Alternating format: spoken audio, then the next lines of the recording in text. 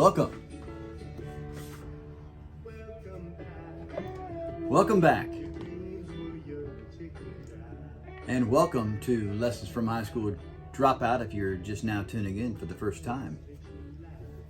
We're glad you're here. And we hope you stick around. We hope you decide to subscribe and ring the bell. But that's up to you. I'd love to have more viewers, listeners, whatever. But you know what?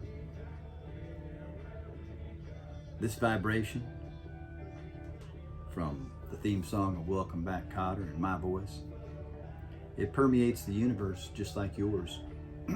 So be careful what we talk about and what we say and how we say it. Well, that kind of leads into maybe some of the things I'm going to talk about today, and that is the word confidence.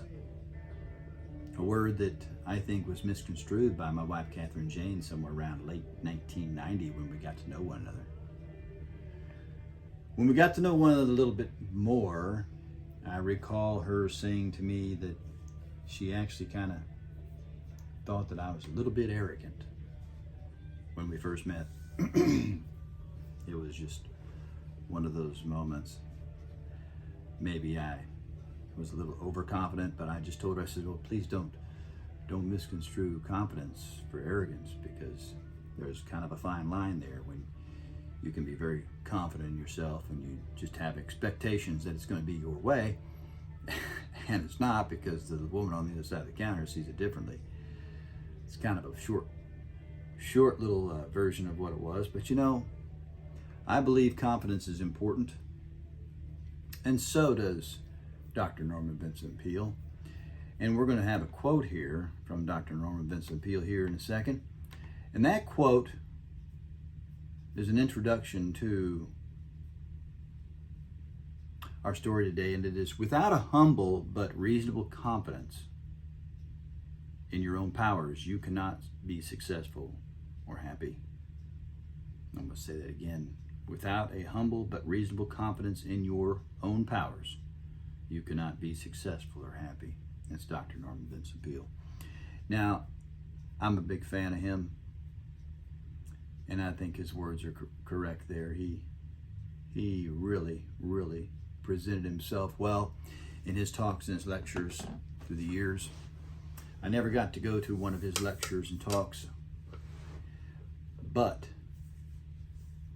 I listen to him often, and I encourage you to too. Now, you may say, hey, I don't like preachers. Maybe you don't like religion and preachers. Hey, I get that. I'm not a religious guy. I'm a spiritual man. I believe in a lot of the teachings and a lot of different teachings, because I think they work one and the same in unison. But the story that I'm going to share with you today is about Russell Conwell, the founder of Temple University. He was a minister, and a brilliant one at that. But there's a story that he shared often, and that story is titled Acres of Diamonds. It's a famous speech that he gave, and if you've never heard it, it goes something like this. I'm going to share with you. There's a farmer who lived in Africa, and by all accounts, he was extremely successful and wealthy, and he was feeling great about where he was in life. That is, until one day a guy came to visit him and started talking about all the people who were getting insanely rich from discovering and selling diamonds. Well, all of a sudden, the farmer felt like he was actually very poor, and he went to bed that night feeling badly about himself, and he felt like he was completely worthless. That's when he thought, I'm going to go out and find those diamonds for myself. Well, so he sold his farm and wandered all over the continent for years with no luck. He never discovered his diamonds and eventually went broke, in which he then threw himself into a river and drowned. True story. Now here's where it gets interesting. The man who purchased the farmer's land was out walking around the property one day, and he came upon a small stream. And in this stream, it was right in his yard, by the way, he even sees this really unusual, beautiful rock. So he picked it up and took it back home where he placed it on the mantle. Well, the next day a priest came over to visit him, saw the rock and said, "Oh my God, do you realize what you have here?" The farmer replied, "No, I just found it outside in the river. There are hundreds of them out there." The priest said, "That's the biggest diamond I've seen in my life." The biggest diamond he'd ever seen in his life. Now, this is in Africa. So there's predominantly, most of the diamonds do come from around Africa. The farm turned out to be one of the richest diamond mines the world ever knew. What's the point of the whole story, you may be thinking? Well, the first guy was sitting on a fortune, but instead of looking for it in his own backyard, he went out searching, because the wealth he had attained he didn't think was enough. Let's mark that. But he never found it because he was looking in the wrong place the entire time. Where confidence really comes from is it's inside of you, which means that if you're searching for confidence from extreme external sources via praise from your manager or customers, acts of love from a spouse, or accolades of a job well done, you'll likely never find it, because it's not where it is. Confidence is inside of you, and you must be able to differentiate confidence. Now, according to the National Association of Self-Esteem, what you think about yourself influences your educational abilities, your ability to make moral decisions, and even your health.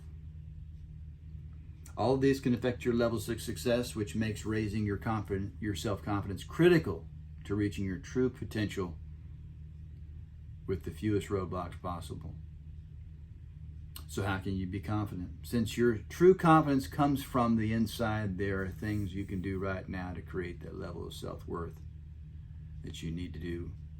All the magnificent things you need to do for that matter. Well, we're going to skip the long and short here. We're just going to say it this way. 1, pay attention to your posture. Sit up straight, stand up straight, shoulders back, not slouched. You'll end up that way when you're old. 2, get some exercise regularly, right? Do some sit-ups, push-ups, and stretch. Do some yoga. Do Man Flow Yoga with Troy the Boy on YouTube. Man Flow Yoga for men over 50. It's pretty cool. Remember your accomplishments. Don't forget, some of the things that help you with your confidence are the things that you accomplished in life. And it brings you to a higher place. Brings you to be able to stand in front of this video like I do, or sit in front of this video and talk on a microphone, because I'm not afraid. I don't care if I fumble and bumble, I do blah, blah, blah. But I love you, and I think you can appreciate my candor and my weirdness. Those 3 things are pretty important. Let's just touch on one more time. Number 1, pay attention to your posture. Number 2, get some exercise regularly. Number 3, remember your accomplishments. So now, you may be saying, what are we talking about in self-confidence, and why are we talking about acres of diamonds? Because it's all right there. The self-confidence is within you, but you have to bring it out. Most everything we have in life to do comes with bringing it out of ourselves, not going out and seeking it sometimes. The knowledge is different, things are different, but when we talk about the things that really matter to us, a lot of times it's just drawing it out. So, there's a couple stories that I want to share here, and one is a story of Russell Conwell. He was a minister, and in his day as a minister, he had a couple of young boys who really didn't have the wherewithal to go to college, and they asked him if he would be willing to kind of teach them and educate them, because back in the day, this is way back in the late 1800s, early 1900s, we were still educating people, through a lot of mentorship and businessmen and some women would be mentoring at this point in time too, and teaching. And he said, sure, he agreed to help them with some studies and learn some things. And it was often for ministers to do that. Also, your bankers, your surveyors, your legal people, your attorneys, and businessmen, accountants, they would kind of mentor children and young people back then and give of their time. And that's what's one of the reasons why I do what I do. I enjoy doing that, giving back to the younger minds and people who need a little more confidence, and help them bring that out. So anyhow, Russell Conwell took the idea of, there's a lot of people who don't have, that need education and higher education, who desire it. Some don't, and some are convinced through an indoctrination program that they need this higher education to earn $1 million more than the person who stood beside them that didn't get the education, which is a total false narrative, and it's a lie. Why? 17-year-old high school dropout says so. And that's me. And I think you all know it is too. But the man in the farm, the businessman who was already highly successful, was blinded by the idea of getting even richer. There lies greed. There lies creating unhappiness within a position where you should be fully happy. And then he sold his farm and took all of his wealth and squandered it as he roamed a continent, never finding any diamonds. Probably would have been a good idea to learn what they look like before you go out seeking them, or look inside your own land that you had acres of. So there's a lot of times we don't go from within and ride around in our surroundings and reared up. But Russell Conwell took this idea that maybe he could raise some money to bring younger people to a place where they could go to school at a lower cost and get the higher education they needed. And so he spent about a year traveling around. He spent, I think it was not the year, I think it was about 6 years, I think it was about 6 years that he went around giving speeches and talks. And he raised, I think it was in between $4 and $6 million that they account to. I think it was about $6 million total, but I know it was between $4 and $6 million on some of the accounts that I've read. And this today stands where Temple University is in Philadelphia. It was founded by a man who had a vision to take what was available, and he took his confidence out to the world, and he confidently said, I'd like to be able to bring this to fruition. Now, sometimes we got to take what's lying right before us and bring it out and expand it. And that goes to my next little subject of maybe your career. Sometimes you don't need to go to school and you expand in a career. Well, there's a guy who was a businessman here in North Carolina I learned about through a man who I bought a home from. And this man was a very successful man. It was our first home we owned here in North Carolina. And this man told me a story. So he introduced me to a lot of businessmen in the town I moved to, and it was really nice to have to have him introduce me to so many nice people, so many nice, successful businessmen. He told me a story that he had the opportunity to, after he introduced me to a very, very wealthy man who was an attorney and a very, very good businessman, who he said he had the opportunity and was presented the opportunity to buy some stock in the grocer Food Line, which is based here up the highway in Salisbury, North Carolina. And Food Line, it's got a lot of locations around the country. I'm not sure exactly how vast they are, but I just know it's done very well. Well, there was a man who worked there. His name is Tom Smith. And Tom Smith died not too long ago. And he started there pushing buggies and sacking groceries and stocking shelves. And instead of looking around to go someplace else, Tom looked around inside where he was and said, maybe I could do more inside the grocery industry. He became president and CEO and ran that company for a very, very long time. The idea of the young man who works for a gas station just pumping gas, and he thinks, well, I got to go someplace else. Well, maybe he needs to look into the fuel industry. Maybe he needs to look in ways he could further himself in that industry. Not just be the guy that pumps it, be the guy that delivers it, be the guy that, gets in there and learns from the floor up. I mean, the great Jack Welch was just a engineer inside a lab, and he actually blew one of the labs up and almost destroyed the whole lab somewhere up in Connecticut many, many years back. But while he was just an employee, he went on to run the whole company, and tell you what, he came out with a parachute retirement package of $1 million a year for the rest of his life. And of course, when the economy tanked in the last crisis that was created, they tried to remove it from him. They tried to see if they could cheat, tried to say we need to tailor this back. He even had access to the corporate plane. I think they did kind of limit that and take that away.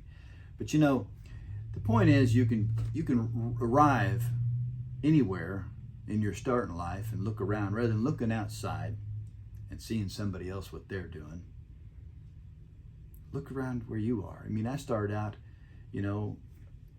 as a busboy, dishwasher, went on through and became a retail guy for a place called Flower City and worked for them for about 3 years. That's between 16 and 18, 17, 18.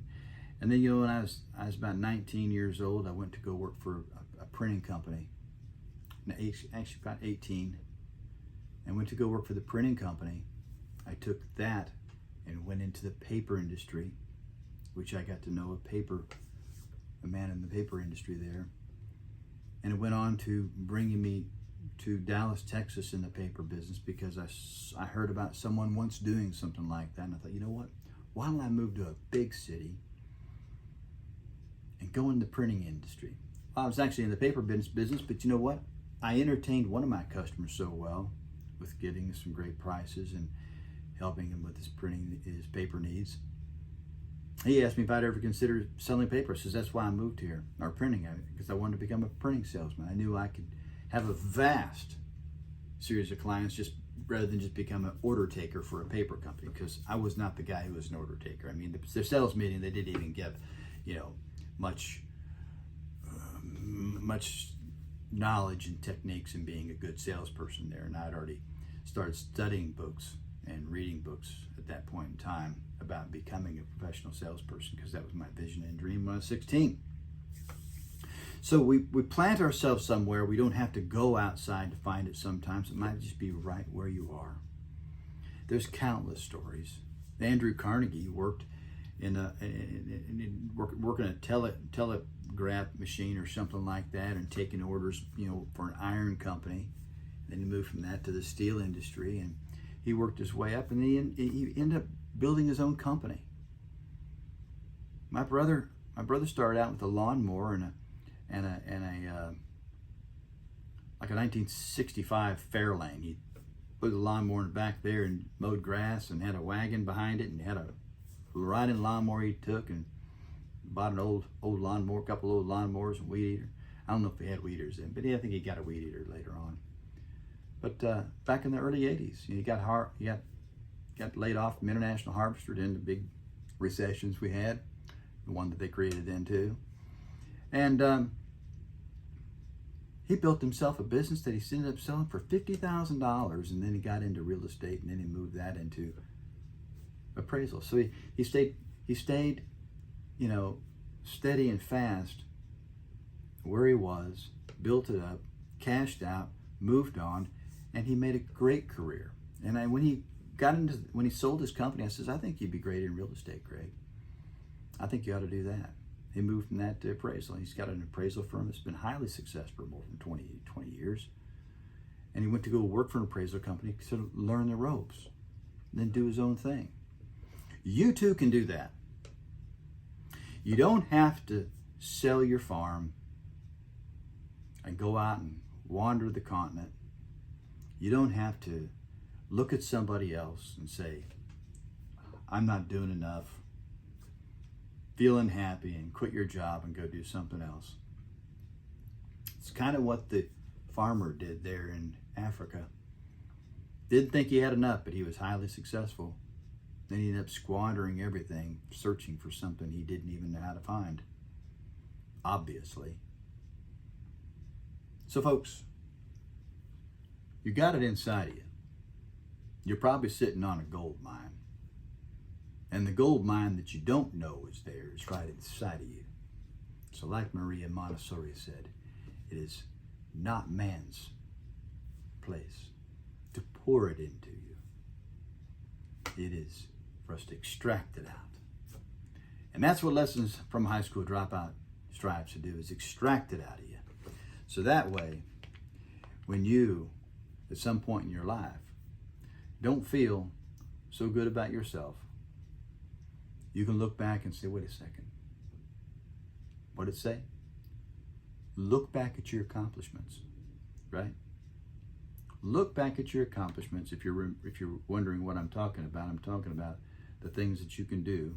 The 3 bullet points you can do is pay attention to your posture, exercise regularly, and remember your accomplishments.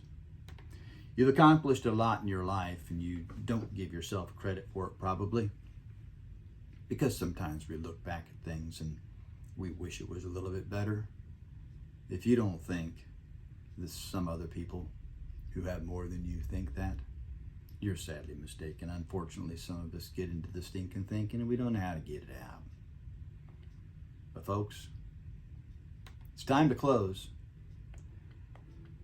So I just want to say one more thing. I'll welcome you back next time. But remember, look back at your accomplishments, not the failures. Failure's an event, not a person. Until next time, cheers and ciao for now.